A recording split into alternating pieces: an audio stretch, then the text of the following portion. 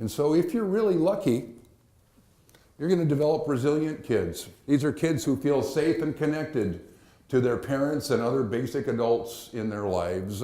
They understand and accept limits in their family, in their schools, in their world. They calm themselves down when they're upset. There's a trick. They delay gratification when necessary. Don't necessarily have to like it, but they manage to handle it just fine. They have learned to stand up for themselves and for others. Matthew needed a vacation from his little startup company, and he went down to Florida. He said, "Dad, I'm going to do a sailing race in Florida." I said, "Great, what are you going to do?" He said, "Well, I'm going to take a 16-foot Hobie Cat. We got to push it offshore. These are all boats that you have to push offshore. We're going to sail from northern Florida all the way down to Key Largo. We're going to be out there for about 3.5 days, hopefully, if we get good weather. We'll probably just have to tie ourselves on to the tarpaulin to sleep at night. We're hoping we don't get lost. There are about 150 people in this race. Most of the people in the race are 40, 50, 60-year-old men who've been doing this kind of crazy stuff for a long time." So Matt and his partner go down there and they get in this race. Well, they take a GPS along because that helps you with the charts and the navigation. But the one that they brought along broke. Then they went to a little marina that was on shore to see if they could buy one, and sure enough, they didn't have one. But somebody put them in a truck and drove them about an hour, found one, brought it back, got back to the boat, got out there in the boat. It worked just fine, except it didn't have any of the charts that they needed.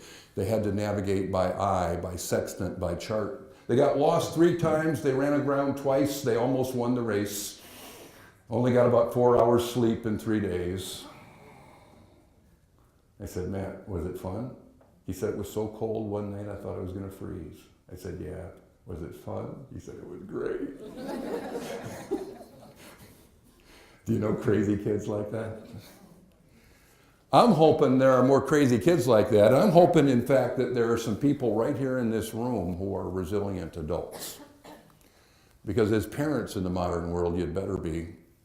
And as educators or health professionals in this world, you'd better be. If you want to be effective and if you want to be happy, I'm hoping you have all the resiliency it takes to be a successful human in the modern world.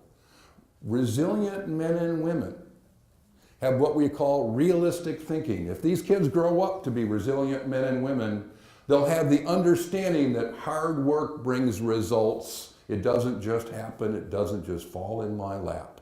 They'll have a sense of trust and faith in themselves and in their primary loved ones, and to some extent they'll have a sense of trust and faith in the universe as being a place of goodness. They will have the capacity for what's called radical reinvention. In other words, uh-oh, that didn't work.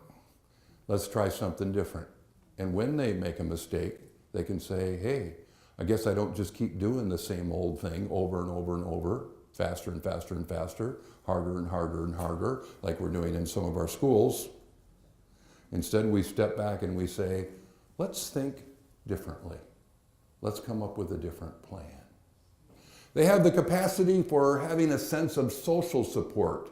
They know that there are people they can count on. They don't feel alone in this universe. And last but not least, thank God, they have a sense of humor, which is about the only thing that has gotten me through a few experiences in life.